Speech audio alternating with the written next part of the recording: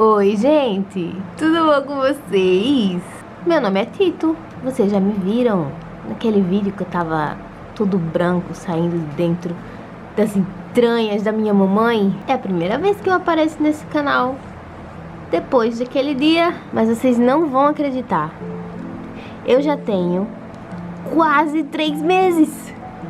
Eu já tô um rapaz enorme. Qual é a sua reclamação, sua queixa?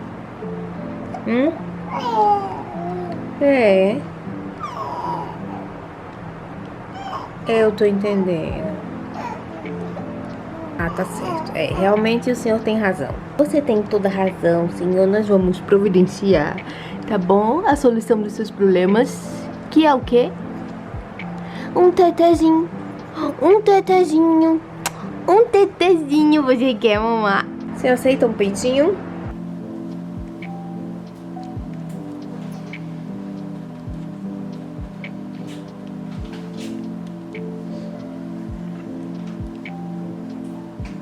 Oi, gente. Alguém tá aqui?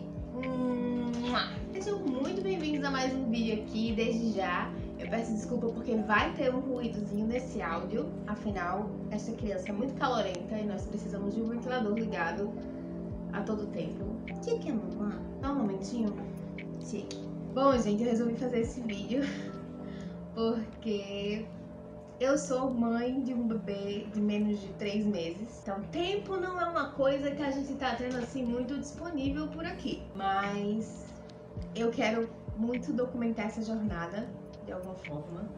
E eu não queria perder esse tempo do puerpério da minha memória. Então eu resolvi gravar esse vídeo enquanto ainda tá fresco, né? Eu recém saí do puerpério, digamos assim. E eu quero contar pra vocês como é que foi essa experiência. Se você chegou aqui do nada, caiu de paraquedas, meu nome é Jéssica Lamesse e esse é o Tito.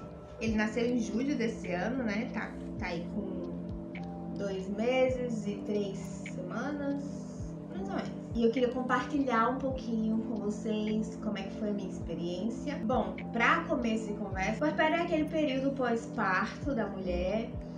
Muita gente considera como os primeiros 40 dias, né, após o parto, porém é uma coisa bem subjetiva. Muitos profissionais hoje já entendem que cada mulher é uma mulher, cada uma tem o seu tempo, enfim. Eu não sei dizer quanto tempo durou o meu puerpério de fato, mas eu acredito que eu já tenha saído dele por causa da questão emocional mesmo, né? Que ele é muito marcado por hormônios. E eu acho que eu já cheguei num momento estável. Não que esse momento exista de fato, mas vocês entenderam, né? Psicologicamente falando, eu acho que eu já tô bem, sabe? Assim, já me entendi, já me achei aqui como mãe. Eu acho que já passou. Mas pode ser que não também. Eu queria falar sobre os primeiros dias, né? O que aconteceu. Eu fiz um vlog do parto, se você não viu, eu vou deixar no card aqui em cima e no box de informações, tá? E se você viu, você acompanhou a nossa jornada de uma tentativa por um parto normal. Nós entramos em trabalho de parto, eu dilatei até 8 centímetros. Eu queria muito, muito isso, a gente tinha inclusive plano de parto com tudo que a gente aceitava, o que não aceitava, o que a gente queria, o que a gente não queria. Para ter um parto natural, né, via vaginal, e no final das contas a gente terminou em um centro cirúrgico, né, uma cesárea. Isso foi uma coisa que pegou muito pra mim no começo. Eu fiquei muito frustrada porque eu cometi o erro de idealizar esse momento, sabe? É um momento de extrema vulnerabilidade, de muita imprevisibilidade.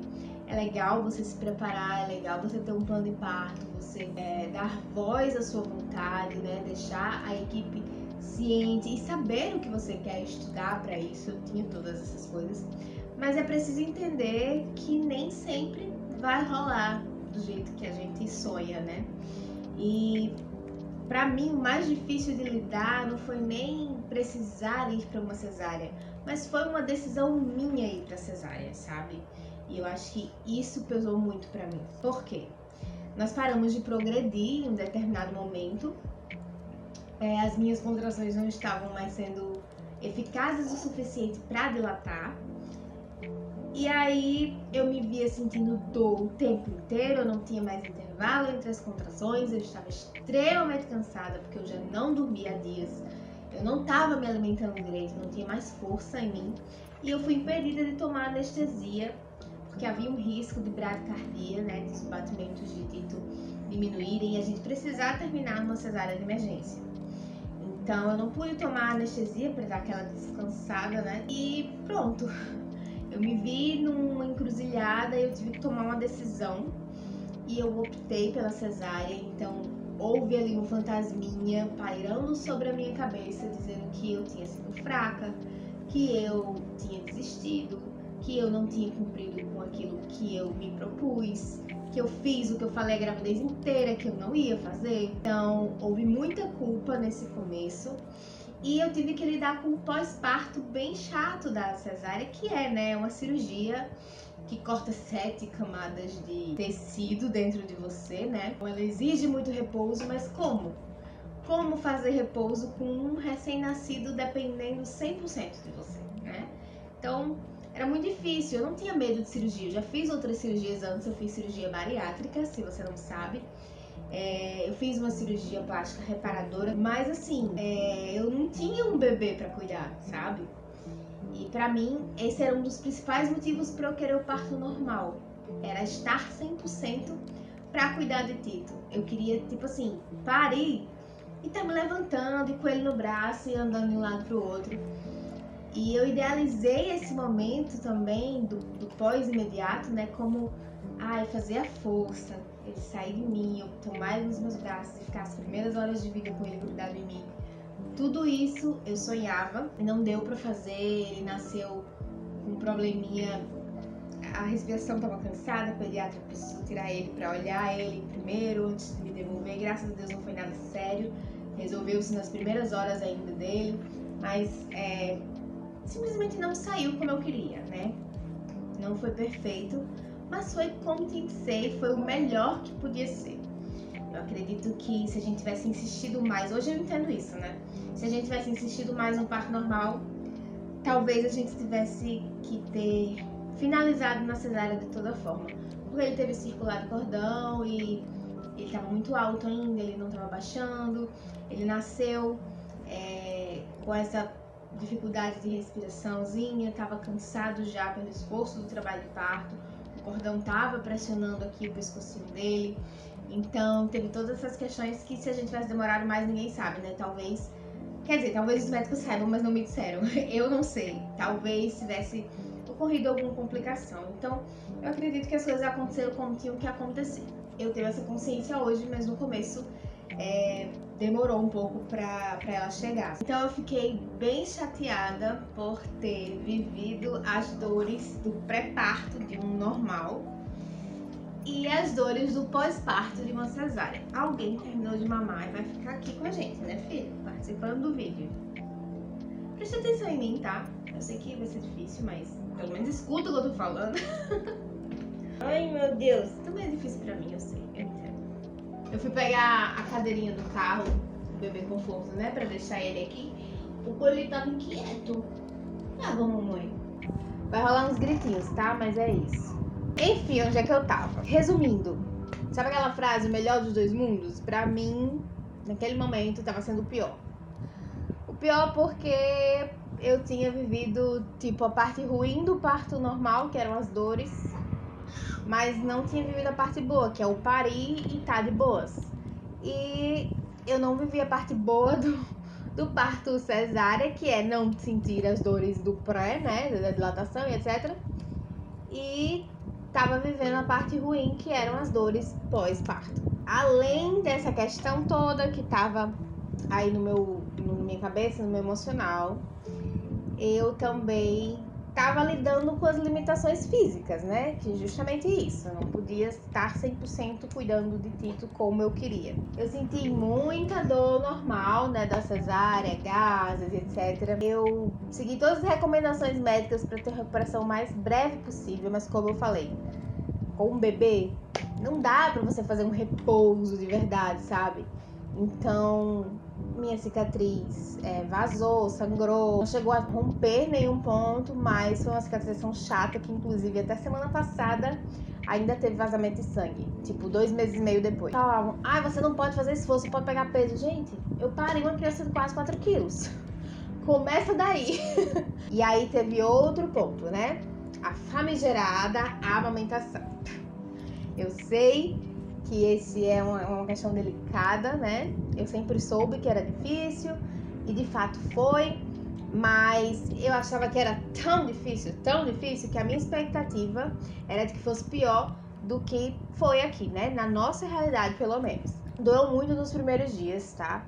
Durou aí, eu não lembro exatamente, mas eu acho que foi uns 10 dias, 15 talvez, de muita dificuldade, principalmente no seio direito, que o meu bico era invertido. Uma consultora de amamentação foi ainda no hospital, na maternidade, um serviço que eles mesmos oferecem.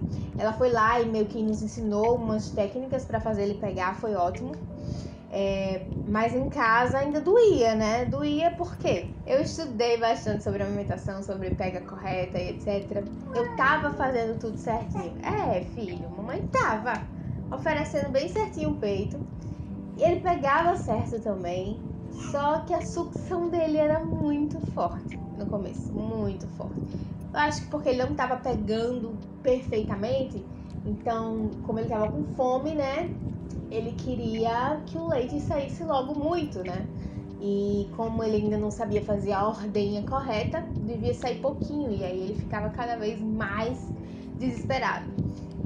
E eu fiquei tipo, meu Deus, eu preciso de uma consultora, Mas eu acabei conversando com minha prima, que é enfermeira. E aí, com mais ou menos 10 dias, 2 semanas no máximo, eu acho, a gente já tava... Você lembra? Foi. A gente já tava de boas com isso, né? E eu lembro que quando eu comecei a ter dificuldade, eu achei que eu não ia conseguir, porque eu ouvia muitas pessoas falarem sobre quão indispensável era ter uma consultora de amamentação te acompanhando. E, tipo assim, as palavras que eu ouvia era: é impossível você conseguir amamentar o seu filho sem ter uma consultoria. Sendo que eu não tava preparada financeiramente para ter uma consultoria. E aí, tipo, tem uns bancos de leite que são gratuitos, né? E era uma opção, eu tava cogitando já ir, mas as coisas começaram a melhorar antes disso. Mas o que eu quero dizer com isso é que o bebê, ele foi feito para mamar. E nós fomos feitas para amamentar, né? Nesse momento da vida. Quando a gente para, o nosso corpo, ele tende, né? Tipo, de forma geral, claro que se você tiver alguma condição especial, alguma patologia, alguma coisa que impeça, pode ser mais difícil ou pode ser inviável. Mas de uma forma geral, nós fomos naturalmente preparados para esse momento. E cara, é uma questão de aprender, uma questão de adaptar? Mas tem muita gente que exagera nesse discurso para vender serviços, sabe? Eu percebi isso. Eu não tô dizendo que não é importante. Não, eu sei que tem mulher que só conseguiu fazer realmente direito tendo um profissional do lado, e eu tenho certeza que é um serviço assim muito facilita muito a vida, né? Talvez, tipo, eu tivesse conseguido fazer as coisas certinho desde o primeiro dia, não ter esperado 2 semanas, por exemplo, sabe? Mas, como não era tão acessível pra gente naquele momento, a gente foi na garra. E deu certo, entendeu? Então, assim, eu tava com muito medo por ouvir falar que eu não conseguiria fazer uma coisa que, no final das contas, a gente conseguiu sim. Então, assim, não deixa que falem que você não vai conseguir alimentar o seu filho, sabe?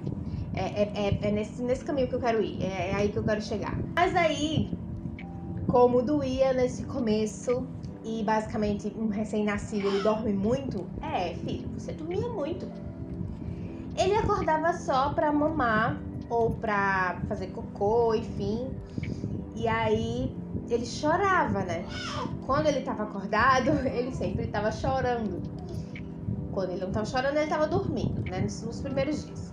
E aí eu tinha muito medo dele acordar. Eu não queria que ele acordasse, porque eu não queria que ele viesse pro peito, porque tava doendo, sabe? Então, os primeiros dias da gente em casa, as primeiras semanas, foi difícil. Hoje em dia, com a mentalidade que eu tenho agora, eu já faria diferente, sabe? Tipo, passou só 2 meses, mas eu já faria diferente. A gente muda muito nesse processo da maternidade. Eu percebi que é uma coisa bizarra o quanto a gente muda cada dia, sabe? Junto com o bebê, a gente vai mudando, vai amadurecendo. Meu amor, essa casa era uma caverna. Meu quarto era uma caverna. Eu não tava podendo me movimentar muito por causa da cirurgia. Eu precisava andar para evitar gases, mas fora isso, eu tinha que ficar em repouso. E meu apartamento é pequeno, então andar não era uma coisa assim muito, sabe? E quando os gases pararam, realmente a dor dos gases parou, eu realmente tentei ficar o máximo de repouso possível, porque eu tava tendo esse problema na cicatrização.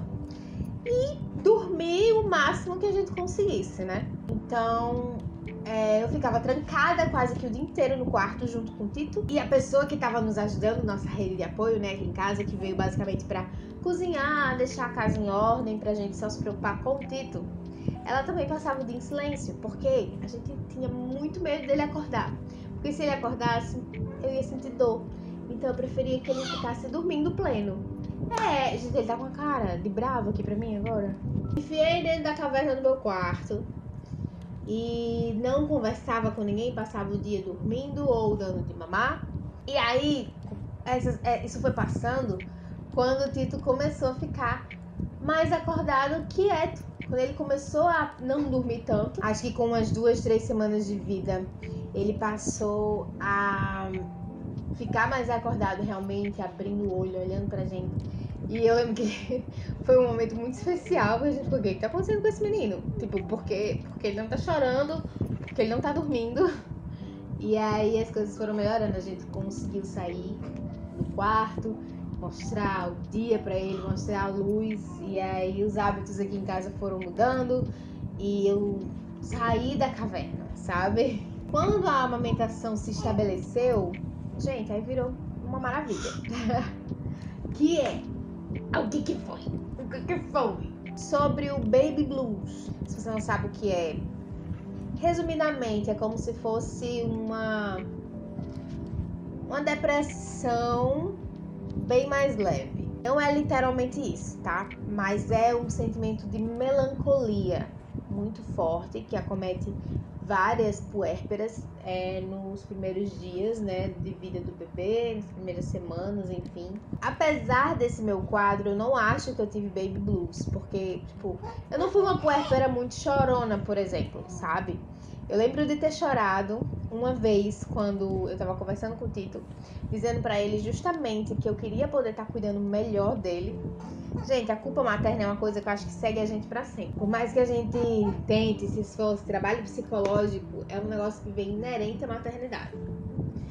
Querer ser perfeita e se culpar por não conseguir. Mas a gente vai trabalhando isso, né, aos pouquinhos. Aí eu tava conversando com ele, pedindo desculpa pra ele por eu não estar conseguindo ser a mãe que eu achava que ele precisava, sabe, naquele momento.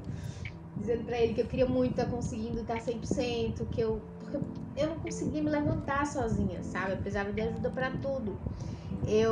Por exemplo, chegou um momento que eu tava sentindo muita dor nas costas, gente. O trabalho de parto lascou a minha lombar, num nível, assim. E aí chegou um momento que eu não aguentava mais dar de mamar, assim, sentada. Então eu comecei a amamentar deitada na cama com ele do meu lado. E eu não conseguia colocar ele pra rotar, por exemplo, entendeu? Porque eu não tinha como sair daquela posição. Então eu acordava Anderson pra colocar ele pra arrotar e colocar ele no ninho. Todas essas questões, eu ter que estar dependendo muito de tudo pra cuidar do meu próprio filho, foi algo que mexeu comigo. E eu chorei conversando com o Tito e pedindo perdão a ele por isso. Mas foi um momento, sabe? Não foi uma coisa constante. Foi aquele momento. E em outros momentos eu percebi que os hormônios também atuaram aí, com um chorinho desproporcional, mas também coisas bem pontuais, porque eu tava no banheiro e aí eu voltei pro quarto, e o meu travesseiro, ele não tava, tipo, eu durmo com 3 travesseiros, e um deles não tava lá, tava com o Anderson, porque eu tinha usado o de Anderson no quarto de Tito, na cadeira de amamentação, e tinha esquecido de levar de volta pro quarto. Então, quando ele foi pra lá, ele não achou o dele, ele acabou pegando o meu. E quando eu cheguei lá, eu não achei o meu travesseiro. E quando eu vi que tava com o Anderson, eu comecei a chorar. E eu pensando, por que ele fez isso comigo? Ele não me ajuda. Ele, meu Deus, caramba, que falta de empatia, eu não vou conseguir dormir.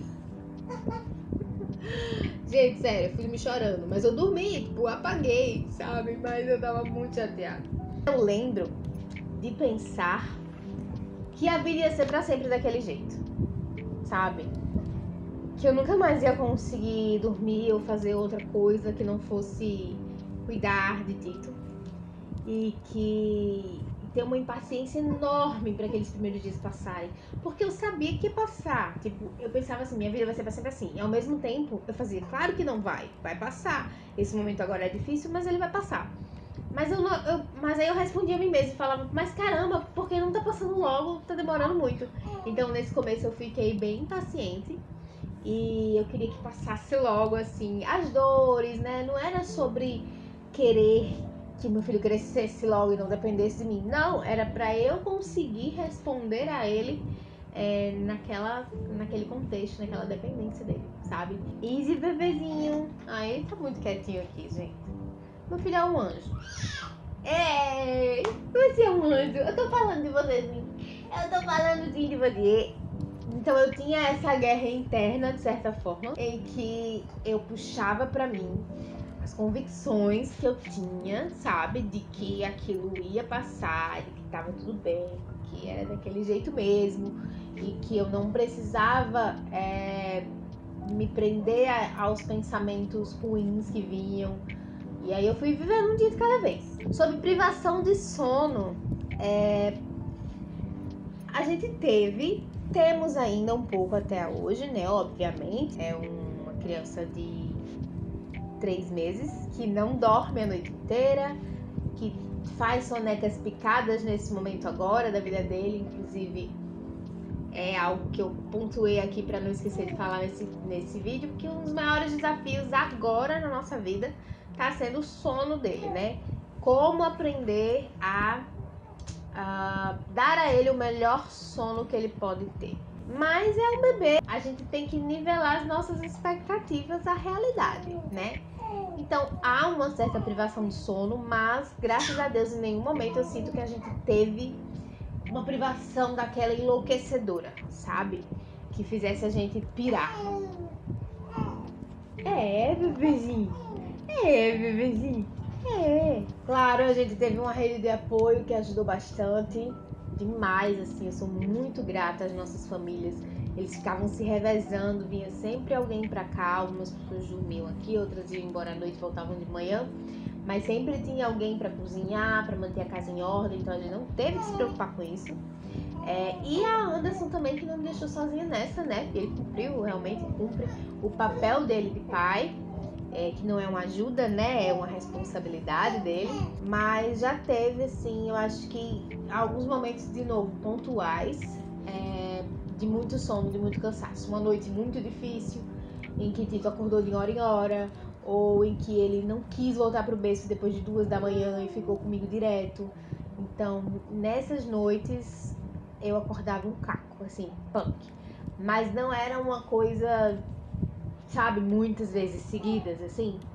Então foi uma privação de sono, mas eu acredito que existem piores e, tipo, enfim, normal, sabe?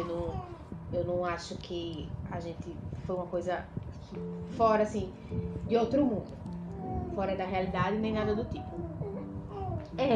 E agora, tendo saído do puerpério, que eu acho que saí,